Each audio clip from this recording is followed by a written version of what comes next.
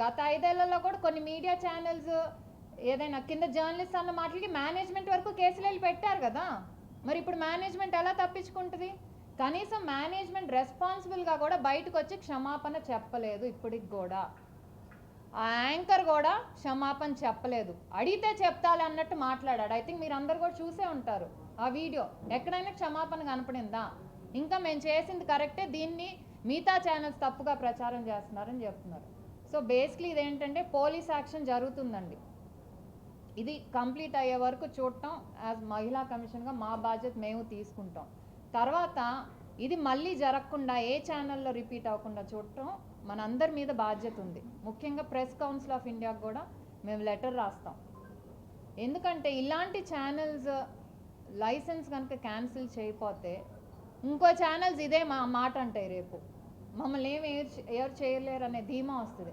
అలాగే ministry of information and broadcasting వీళ్ళందరికి కూడా లెటర్ రాసి మా సైడ్ నుంచి మేము డెఫినెట్ ఇది చేయాలి. ఎందుకంటే ఇది కేవలం ఒక స్టేట్కి సంబంధించిన ఇష్యూ కాదు.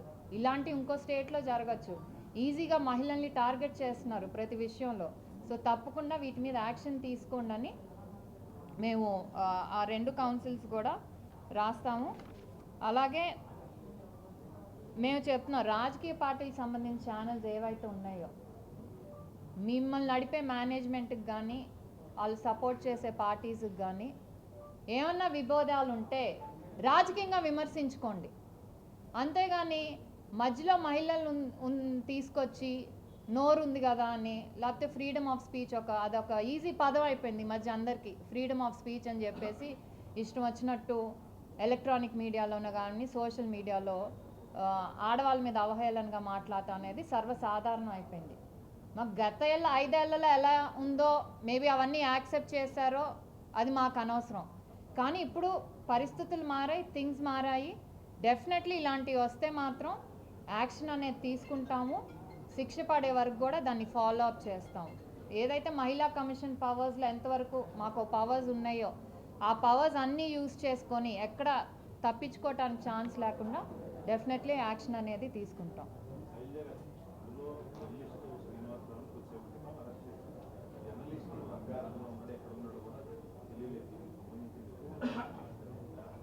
ఇది నిన్నటి నుంచి అతను అబ్స్కాండింగ్లో ఉన్నాడని. తప్పు చేయటం ఎందుకండి? ఇష్టం వచ్చినట్టు మాట్లాడటం ఎందుకు? మళ్ళీ పారిపోవటం ఎందుకు? అతను చెప్తున్నాడు కదా ఫ్యాక్ట్స్ ఉన్నాయి అని. మరి ఆ ఫ్యాక్ట్స్ తెచ్చి ధైర్యంగా ఇది బేస్ చేసి మాట్లాడని చెప్పాలి కదా. చెప్పలేడు, ఎందుకంటే అదంతా తప్పు. కేవలం అది ఇంటెన్షనల్గా చేసిన కమెంట్స్ అండి. ఏదో డిస్కషన్లో వచ్చో ఫ్యాక్ట్స్ బేస్ చేసుకొనో మాట్లాడింది కాదు. కావాలని ఒక పథకం ప్రకారం ఇంటెన్షనల్గా ప్లాన్ చేశారు. ఏదైతే అమరావతికి ఈరోజు రాజధానిగా అభివృద్ధి చెందుతుంది ప్రభుత్వం సపోర్ట్తో, అలాగే సెంట్రల్ సపోర్ట్తో కూడా, సెంట్రల్ గవర్నమెంట్ సపోర్ట్తో కూడా ముందుకెళ్తుంది ఓర్చుకోలేక. ఎందుకంటే గత 5 ఏళ్లలో చూసాం. ఎన్నాళ్ళు దాక్కుంటారండి? ఎప్పుడైనా బయటికి రావాల్సిందే. సమన్స్ ఇచ్చినప్పుడు వాళ్ళు దొరకపోతే అది పోలీసులు పట్టుకొని డెఫినెట్లీ వాళ్ళు ఎక్కడున్నా ఎత్తుక్కొని ఫ్యామిలీని వదిలేసి ఎన్నాళ్ళు వెళ్ళిపోతారు? రావాల్సిందే కదా.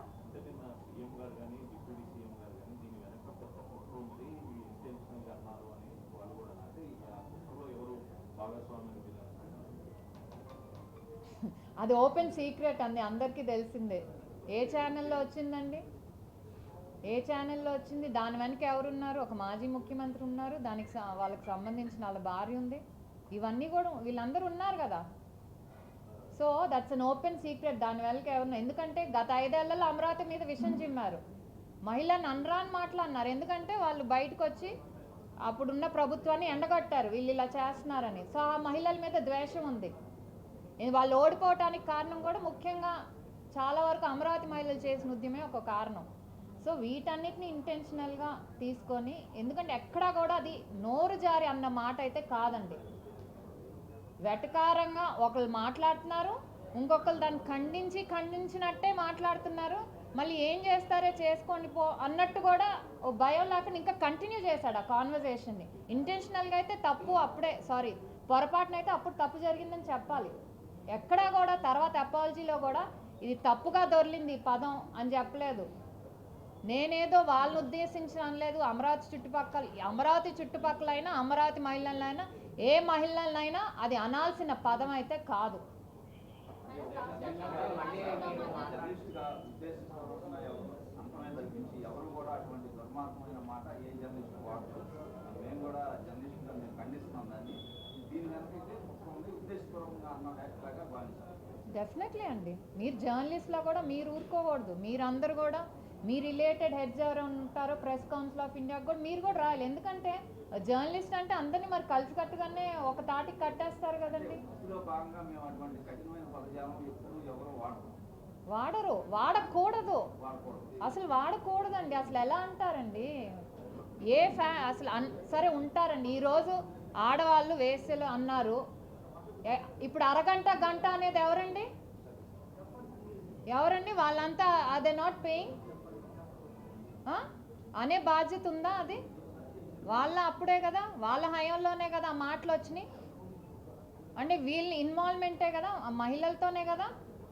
మరి వాళ్ళని కూడా మేము అనొచ్చా మరి ఇదే మాట మగ ఇదని? గతంలో అమరావతి ఉద్యమం జరిగినప్పుడు మీరు కూడా చేశారు, మీరు కూడా ఈ రోజుకి బాధితురాలు, మీరు కూడా మిమ్మల్ని కూడా టార్గెట్ చేస్తున్నారు. అనిత గారు హోంమంత్రి గారిని కూడా ఈ రోజుకి సోషల్ మీడియాలో టార్గెట్ చేస్తారండి. మేము మామూలుగా నాకు సొంత కారులో నేను తిరిగితే వాళ్ళకి ఇబ్బంది. గవర్నమెంట్ నాకు ఇంకా ఇవ్వలేదు, నా సొంత కారులో తిరుగుతున్నాను. నా కొద్ది నేను తీసుకున్నాను, నాకు తప్పేంటి? దాన్ని కూడా ట్రోల్ చేయాలా? లేకపోతే నేను వేసుకునే బట్టల మీద చుడిదార్ వేసుకొని వెళ్తే దానికో ట్రోలు. ఆడవాళ్ళు ఇలానే రెడీ అవ్వాలని అని ఉందా? లేదు కదా. డీసెంట్గా రెడీ అవుతాం అందరం. దాన్ని కూడా ఏదో బేస్ చేసుకొని ట్రోల్ చేయాలంటే ఎన్నైనా చేసుకోవచ్చు. అందుకే కదండి అనేది, ఇలాంటి సోషల్ మీడియాలో అయినా ఇలా పబ్లిక్గా అయినా అండ్ ఇవన్నీ కూడా ఈక్వల్ టు హెరాస్మెంట్ అండి. వీటన్నిటి మీద కూడా యాక్షన్ తీసుకోవాల్సిందే.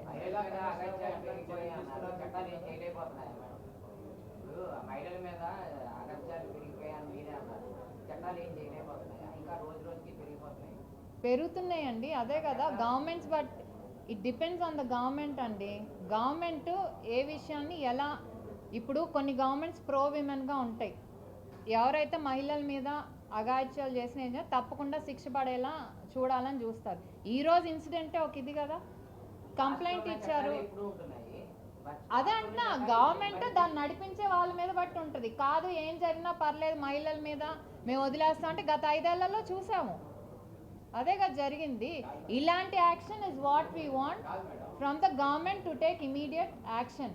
అరెస్ట్ చేయాలి, చేసి వాళ్ళని రెస్పాన్సిబుల్గా చేయాలి.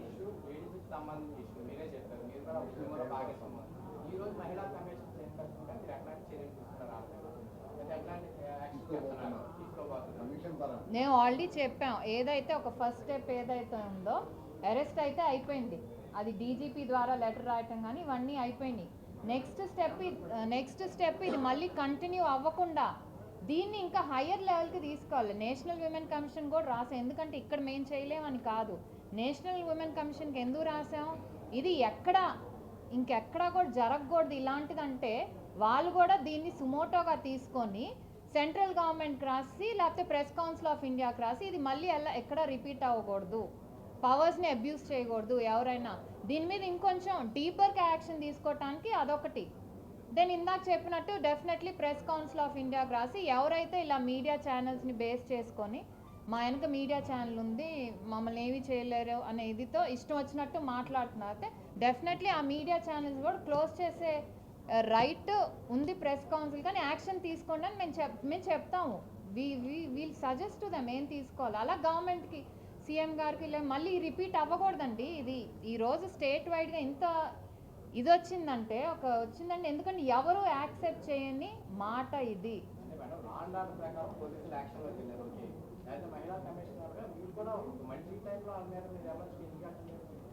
మహిళా కమిషన్ మా పవర్స్లో ఉన్నంత వరకు అంటే చాలామంది మహిళా కమిషన్కి ఏదో ఎక్స్ట్రాడినరీ పవర్స్ ఉంటాయి అనుకుంటారు. బట్ యాక్ట్ ప్రకారం మాకు కొన్ని రూల్స్ ఉంటాయి. మేము యాక్ట్ ప్రకారం we can tell the SP or DGP to take action, వీళ్ళ మీద యాక్షన్ తీసుకోండి, సో అండ్ సో ఇలా మాకు కంప్లైంట్ వచ్చింది, ఆడవాళ్ళని ఇంత చండాలంగా మాట్లాడుతున్నా, డెఫినెట్లీ యాక్షన్ తీసుకొని మీరు ఎంక్వైరీ చేసి మాకు రిపోర్ట్ ఏం యాక్షన్ తీసుకున్నారో ఇవ్వండి అనేది మా దాంట్లోకి వస్తుంది.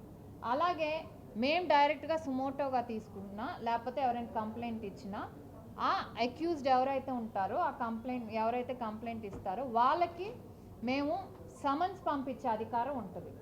సమన్స్ పంపించి మీరు ఎంక్వైరీ చేసి మీరు ఏ ఉద్దేశంతో ఈ మాటలు అన్నారు, మీ దగ్గర ఉన్న ఫ్యాక్ట్స్ ఏంటి, ఇవి మేము కనుక్కొని వాళ్ళని అడిగి మేము సాటిస్ఫై అయిపోతే మళ్ళీ చేసి ఇది కాదు వీళ్ళు ఇంటెన్షనల్గా చేశారు, ఇది ఫ్యాక్ట్స్ ఏం లేదు, ఒక మెలీషియస్ ఇంటెంట్తో కావాలని ఉద్దేశపూర్వకంగా చేశారు కాబట్టి హీఈస్ ఎలిజిబుల్ ఫర్ పనిష్మెంట్ అని మేము మళ్ళీ వాళ్ళకి రాస్తాము. సో ఏదో మహిళా కమిషన్కి వెంటనే వెళ్ళి వాళ్ళని అరెస్ట్ చేసి అది చేసే పవర్స్ లేవు యాక్ట్ ప్రకారం. We will suggest and do and మా ఉన్న పరిధిలో మేము వాళ్ళకి సమన్స్ ఇచ్చి పిలిపించుకొని చేసుకొని ఆ రిపోర్ట్ మళ్ళీ పోలీస్కి ఇచ్చి ఇది జరిగిందని చెప్పి మీరు యాక్షన్ తీసుకోండి అని చెప్తాం. అండ్ అది ఫాలో అప్ కాన్స్టెంట్గా we have every right to follow up. ఆ డీజీపీతో కానీ ఎస్పీతో కానీ మేము పంపించాం మీ కంప్లైంట్, మీరేమైంది ఇన్ని రోజులు అయిపోయినా మీరేం యాక్షన్ తీసుకోలేదు అనే అధికారం మాకుంటుంది.